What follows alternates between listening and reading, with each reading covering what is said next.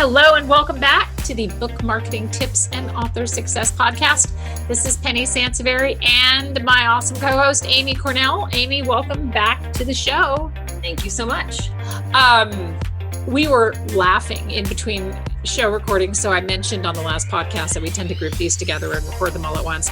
And in between this show and the prior show, I checked on iTunes to see what our reviews were. And we have all these great reviews. Amy was saying, she said, they're all good, right? Because I won't like it if they're not. I know. And I commented, I was like, this is why I could never actually write a book, because I couldn't handle it. And I can't tell you how many times I've talked clients off a ledge for their bad reviews. And so here I am talking myself off of a ledge for a bad review that doesn't even exist. If that's right.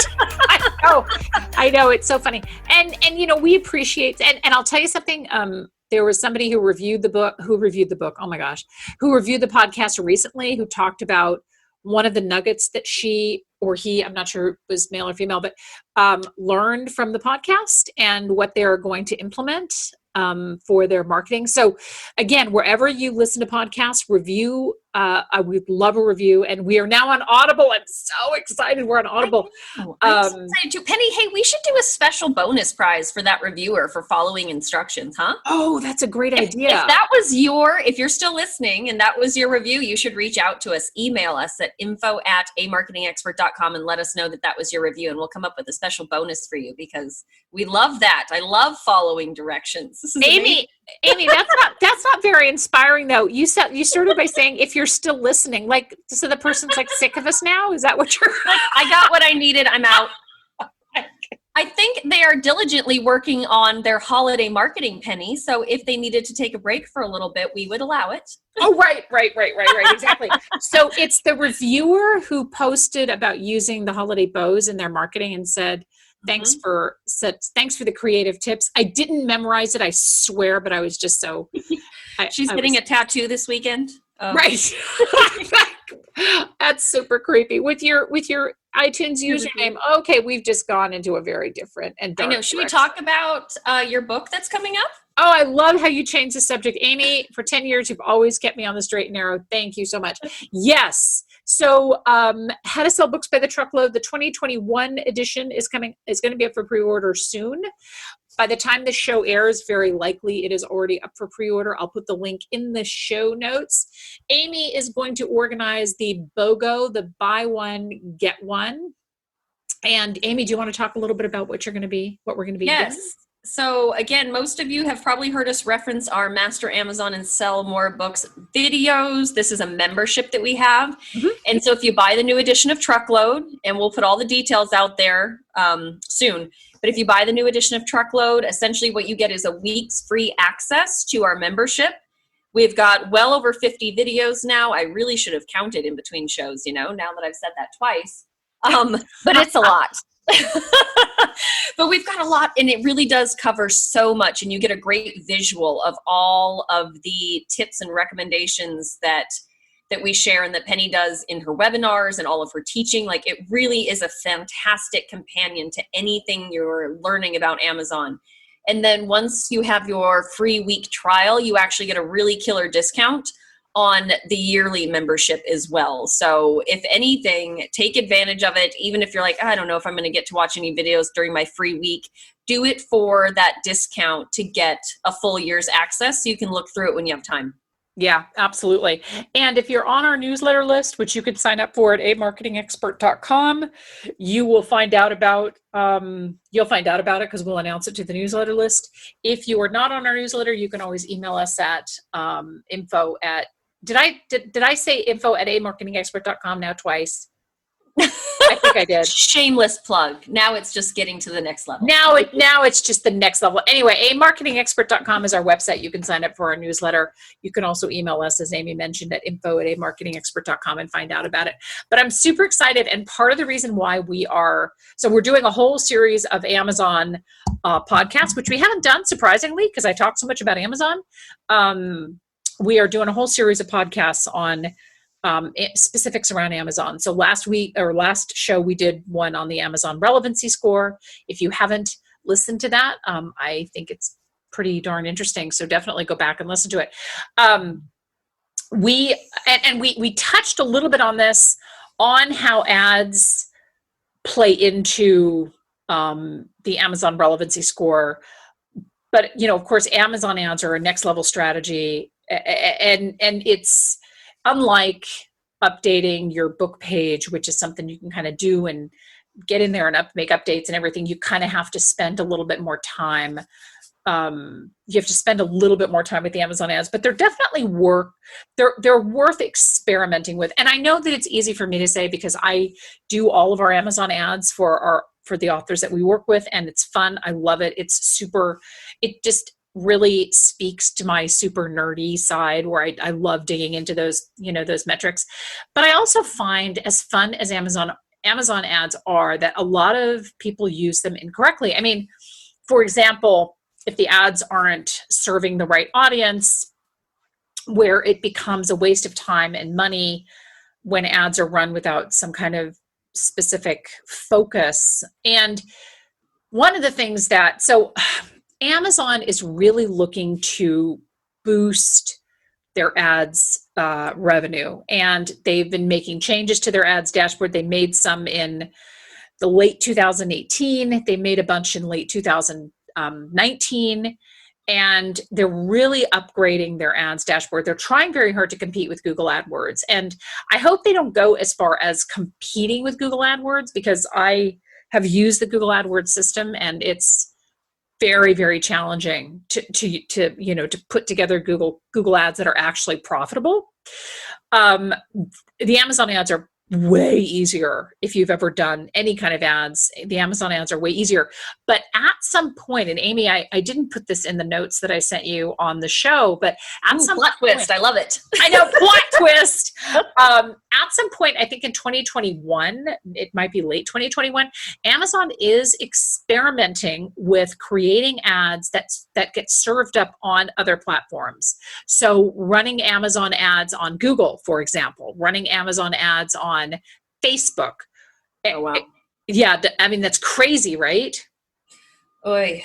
Yeah. I know.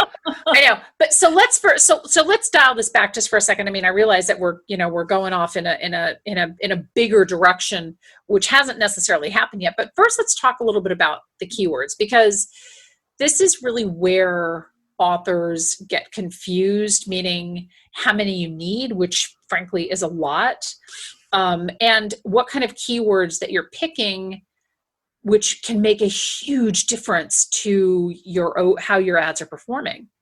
Well, right. And Penny, this is where, again, this is not simply a shameless plug, but why the Amazon videos are such a great supplement to what we cover on the podcast and even in the blog and things like that, because you get a well-rounded kind of explanation with the visual of how to go about doing this. But can you kind of quickly give us an idea, a quick overview of how many unique keywords you need, and then just the kind of like the tick marks of places to start looking, where to start your search? Yeah, no, I know, that's great. So I really recommend 300 to 400 keywords to start with. So I'll usually start an ad set for our client using 300 to 400 keywords, right? And I will do, depending on what the book is about, will define the direction of the keywords that I tend to go in. So I always like to do best-selling titles in the correct genre. And this is a big deal, right? Yeah, for sure. So we're going to talk about, in the next show, we're going to talk about categories. I cannot emphasize enough how challenging it is to do an ad set for an author who does not have a well-defined category, right? Because these ads they can sometimes cost you a lot more money if you're running ads, and you're trying to serve them up to people who aren't buying what you're selling, essentially. So I do a mix of keywords, and I do a mix of best-selling book titles, and I'll also use author names. I don't use a lot of author names. I don't use as many as I used to, because I find, generally speaking, the author names don't convert as well as the book titles do, because people tend to search by book title. So I'll do that. And then there are also, the automatic ads, which I also love. And I talked about it pretty extensively in the updated edition of How to Sell Books by the Truckload too, because I really like that Amazon has done the automatic ads. The automatic ads, though, you really have to babysit them, because I ran automatic ads for the Truckload book, and it was a little bit of a double-edged sword. So it did really well, but it was very costly. So you want to, you do kind of have to babysit those. Even though they're very easy to set up, you basically go in there and you say, boom, I don't have to do keyword research. I don't have to do product research. I'm just going to throw these up there, but you got to babysit them. The next set of ads that we do are the product ads. So you can do product placement ads, which I love. I tend to do these a little bit differently. So yes, you can align them with product. Absolutely. I really like to align them with categories. And if we have a book that is right to the market, I will sometimes align the book with a product. So for example, we worked with an 80s book, and I aligned the 80s book, and it was an 80s quiz fun book, right? So if you're having an 80s party or if you're doing whatever. So I aligned that book with 80s party supplies and 80s costumes and things like that. So you can have some fun with your ads, but your keywords, to start with the keywords, you want to align those again with book titles and or keyword strings, like you and I always talk about with the Amazon optimization, right? The keyword strings of things that people are actually looking for. I think that makes a lot of sense, because ads, really, the expectation from the consumer is that ads are supposed to make sense. And so that really, when you mentioned when you don't have a really specific genre, or if your book is really hard to kind of place where it should go, it 100% makes sense that it's harder to get those ads to convert, because people use advertising so they don't have to think as hard. Let's be honest here, right? Yeah. And so if they're having to think about, like, wait, why did I see this? What's going on? Those are not positive things you want going through the potential buyer's head when they land on your book page, for sure. And so I guess that kind of comes back to also, and we always get this question, so let's talk about ROI, Penny. Right. Because we get this a lot. We always get that question. I think a lot of people, unfortunately, miss a lot of the benefits of what Amazon ads can do, because they've kind of got their blinders on and strictly use that ROI as the deciding factor of whether or not it's working for them. Yeah, and ads are very funny, right? Because as we get later on into the show, you'll find out that ads serve up a number of purposes on Amazon.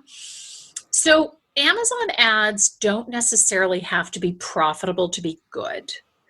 You want to be careful. Obviously, you don't want to be throwing thousands of dollars in Amazon ads, because it's going to be very hard to recover that. Basically, I'm looking for, and this does vary. So let me back up just a second. Some books that are in Kindle Unlimited may do better with Amazon ads, because that particular market segment is very heavily involved. They have a heavy Kindle Unlimited membership, and genre fiction tends to be that particular market. So if I have a book and I'm monitoring the ads and I'm looking at how many copies of the book have sold and how many pages have been read in the page reads, and these ads are essentially kind of breaking even because of all of the other benefits that Amazon ads give, I'm considering that a win. Now, by the same token, we have ads that have, you're just selling books like crazy, and that's great. So I'm not saying that you don't want to sell books, but what I'm saying is that in some cases, that break even thing, obviously you don't want to be losing money. So if you're paying for a bunch of clicks and nothing's happening, it may be, and we're going to talk about ad copy in a second, I know, but it may be a problem with some of the things that we talked about in the relevancy podcast, which we did a couple of weeks ago. So it may be that your book page, maybe you're in the wrong genre, you're not appealing to the right genre, and we're going to talk more about specific categories and how focused readers are on the things that they want or don't want in their books, as as they're shopping for the next their next great read. So ROI is a little tricky. It's different than Google AdWords, right? So Google AdWords was, because the only metric for Google AdWords is, did somebody land on the site and buy something, right? And Amazon's a little bit different. There's no real optimization value in Google AdWords beyond just sending people to your website, whereas Amazon's a little bit different. Does that make sense? It does, but I will say, for what it's worth, if those listening are if their head's spinning a little bit right now. Well, no, I want to say very honestly, but this is why, when you open this, Penny, you did mention that this is not one of those just jump in there, slap some stuff up. If you don't hit ROI, it's not working, abandon it. Like, this really is one of those strategies that can really serve you well if you take the time to understand these different points that you're making here, Penny.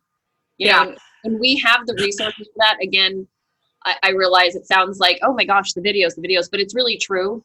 Going through those videos and things like that really does give you a more well-rounded understanding of everything going on with Amazon ads and how to determine whether or not they're working for you and how to fix it if stuff isn't working. And so really having that fully well-rounded understanding. And once you get in there, it's not as complex as it sounds kind of on the surface right now, as we're giving you this kind of intro to it. So I actually want people to feel really encouraged that a lot of this stuff really does start making a lot of sense when you start putting all the different pieces together and using it in one creative, strategy. Well, and the other thing that I want to mention, and I'm glad that you're taking us down this road, because it's worth mentioning that there are a lot of classes out there on Amazon ads, and I love education. Amy, you know this too. I eat up classes. I love learning. I love it. But one of the things I want to discourage listeners from is creating. So I'll do 3, maybe 4 ad sets for an author campaign that we're managing. I'm not a fan of doing, like, I've had authors come to me saying, okay, I want to run 50 ads for my book. I understand that there's a methodology behind that. Like, I understand that you're trying to dominate the search to get more sales.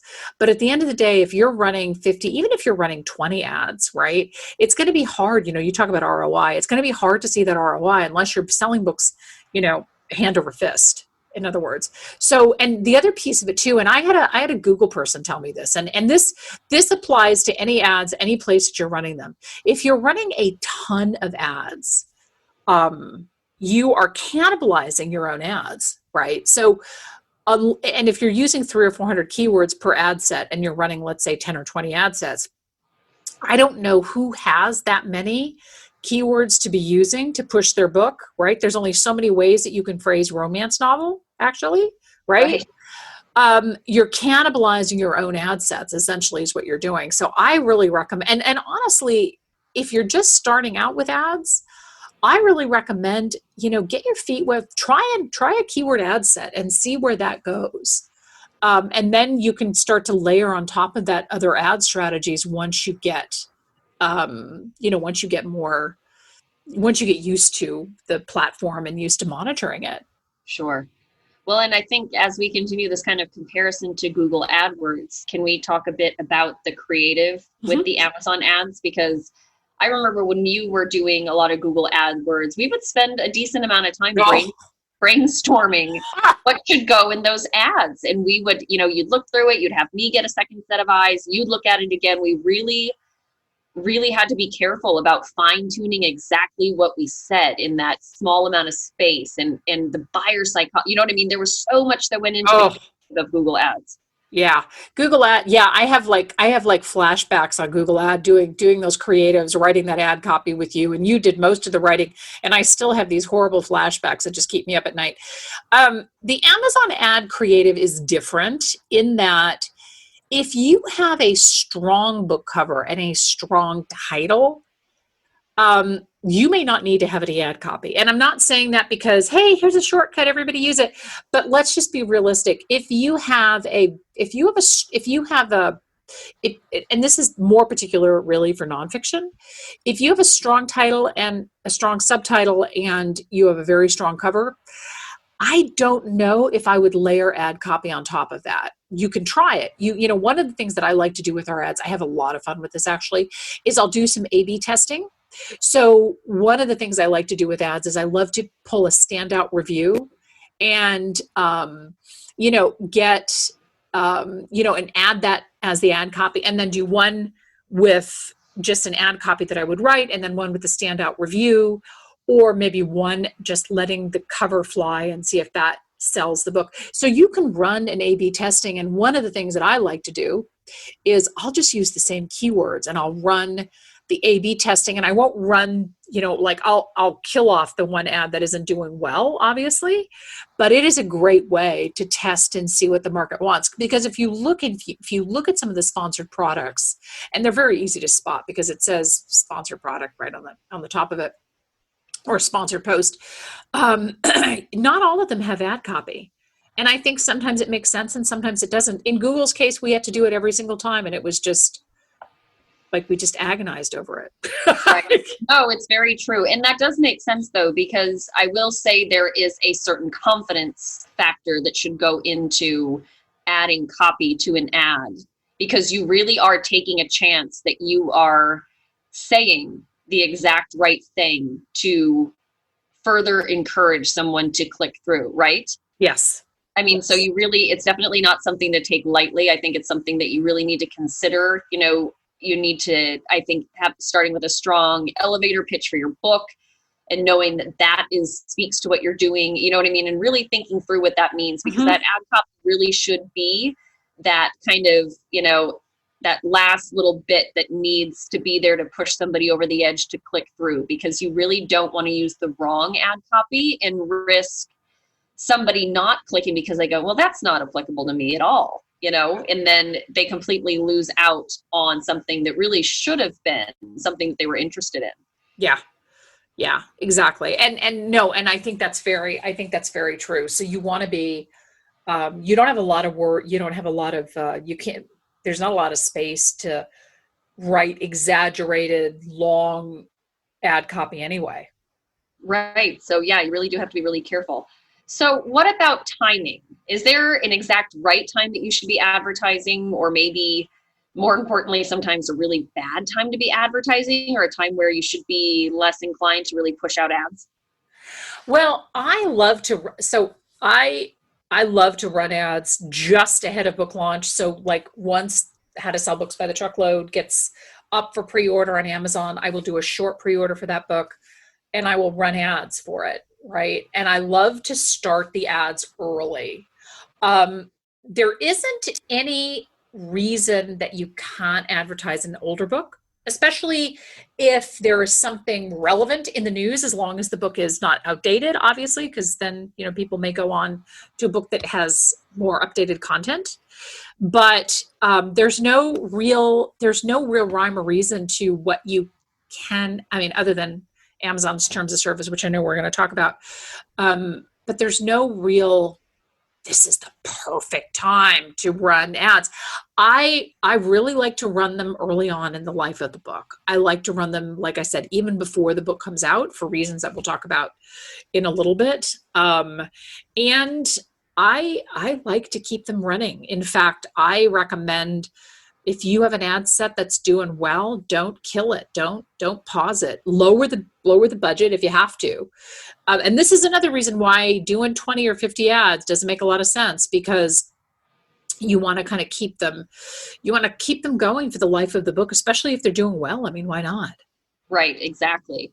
And then you mentioned the terms of service, which I really appreciate, because I know that we've worked with a few clients that surprisingly, and it seems like it's definitely something that will catch us off guard. So there's not always an exact rhyme or reason, but can you give a few examples for everybody listening out there of things where ads were definitely rejected, things that Amazon has gotten particular about in regards to running ads, because I know that can be kind of devastating for people. Their book's out there. It's, you know what I mean? It's done, it's ready to go. And then all of a sudden you have Amazon saying, you can't run ads for this. Are there any things that we've seen consistent enough issues with that we should give people a heads up about?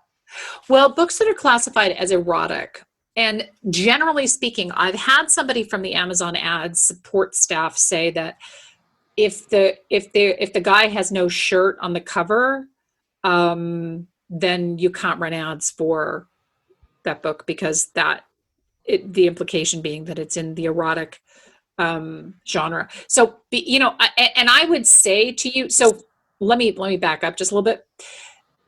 You can sometimes negotiate with Amazon. So I've had, and like I said, I run the ad campaigns for our clients. I've had ads that have been flat out rejected, or ads said like, oh, you can't advertise this book. And I'll write to Amazon and say, well, why not? Why can I not advertise this book? And Amazon will come back and say, oh, that was a mistake.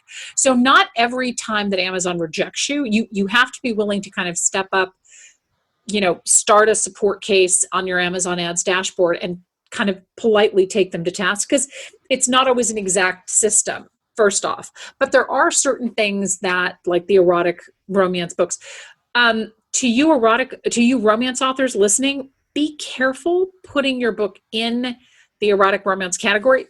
Not trying to sound like Penny the Prude at all, but some of you don't necessarily belong in that category. And we've had authors that have worked with us, romance authors, who pigeonhole themselves in the wrong category, and Amazon says, no, you can't do ads for those.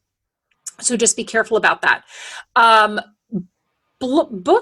So Amazon's very funny about books that are blatantly trying to capitalize on something sensational that's happening, right? So we had this issue recently with a political book that we're working with. We know that they won't allow COVID specific books to be advertised, which just seems really weird, right?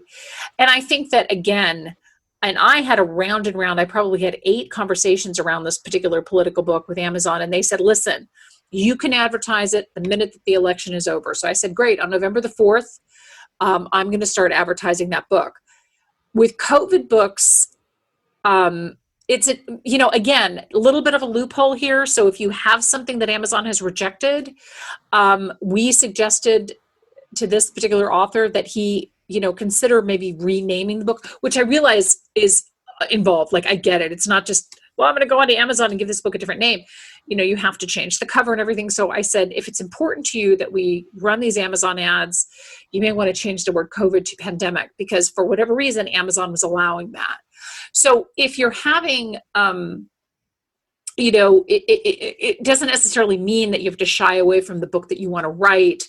But again, this is where, consulting with, somebody who's in marketing and marketing team, like we're a marketing team, obviously, to kind of help you stay on top of this, and maybe in some cases, help you go to bat with it, which I will for any one of our authors who is having a hard time running ads for Amazon. And keep in mind too, and Amy, you and I know this because we had this conversation in particular around this political book, Amazon does change their ad terms of service. So, you want to, don't be afraid to publish necessarily anything, but be ready if you need to tee up that support ticket and say, hey, what's going on here? Because it's definitely worth asking. Right, for sure. So let's talk a little bit about the Amazon, the optimization value in Amazon ads, which I get so excited about in terms of the additional benefit that these ads can give authors. Yes, I love that, because just like your product page, you want to work in keywords whenever you can to enhance your page, but you have to be really careful that you're not using keywords that you simply pluck out of thin air, because you're like, this is what my book's about. We get that a lot with authors, and a lot of it is just because you're too close to your own work. I'll be totally candid. You've lived and breathed and this book and what it's about and what it means to you and the storyline. And it's very easy to get very narrow-minded about, like, these are what my keywords should be because this is what my book's about. When in reality, what you need to be thinking about are the keywords, strings, and search terms that people are using to find books like yours, and that can be a very different thing.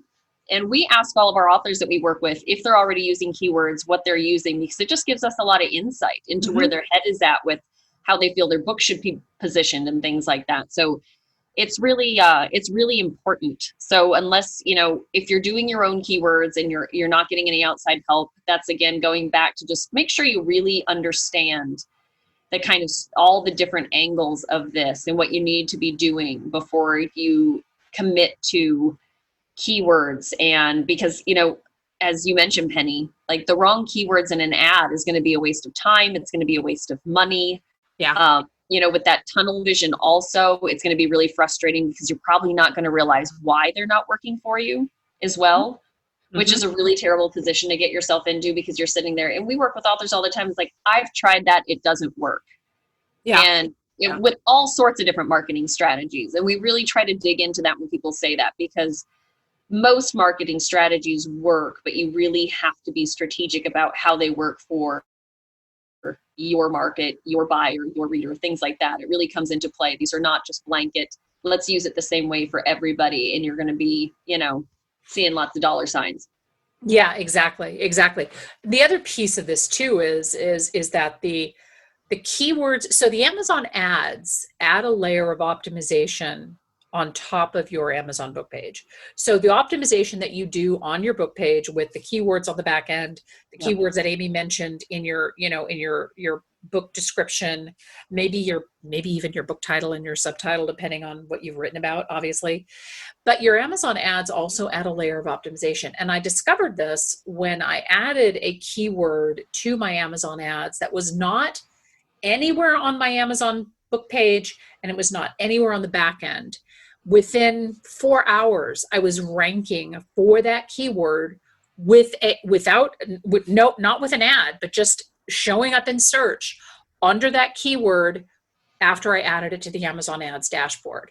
So part of the reason why I say don't kill off ads that are performing well is because you kill off that optimization. The optimization that ad has generated gets killed off when you end the ad, right? So when I run ads, I never put an end date in them. Like I can always pause them if, the ad isn't doing well or whatever, but I never put an end date in it because once the ad ends, it's very hard to get that information out of the back end. Like it's very hard to get the reports and the metrics and all of that stuff because Amazon essentially closes it out and says, we're done here.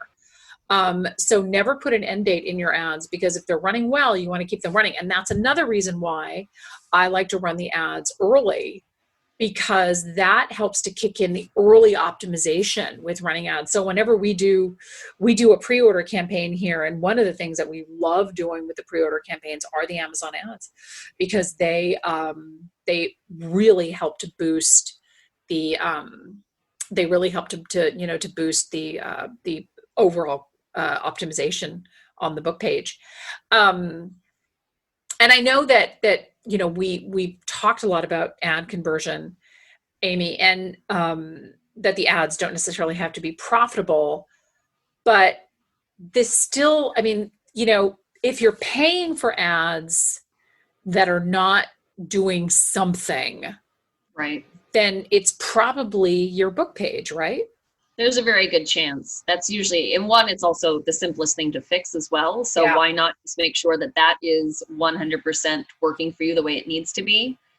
And, you always say, Penny, everything matters. And this is very true. Like all of this Amazon stuff, it's like building a long chain of things that are supposed to be working for you. So if one thing, and it's kind of like, I had an analogy I thought about. It's like, it's like when you own an expensive car, you need to keep it maintained. Because if one part of the system starts failing, everything starts going downhill. Yeah. So it's like you can't ignore these simple things that need to be kept up to snuff. So yeah, if your ads are not converting, you need to go to your book page with your, consumer shoes on, put on your consumer shoes, your consumer hat, try to get out of your own head about it and be a reader. Yeah. And get to that page like you would go as a consumer for something that you're looking for. And be really critical with yourself about what could be better? What could stand out more? What, you know what I mean? It's like, are you really jazzed about buying this book? Is there a huge block of text that you're now having to squint to try to read through and figure out? Because anytime, you know, you make somebody try very hard to figure out what's going on, or try very hard to figure out what your book is about, you 100% are not going to sell them on your book, without a doubt. Like nobody. Yeah. And I think that, I mean, we've had so many discussions about book pages, and you're right. It is such an easy thing to fix.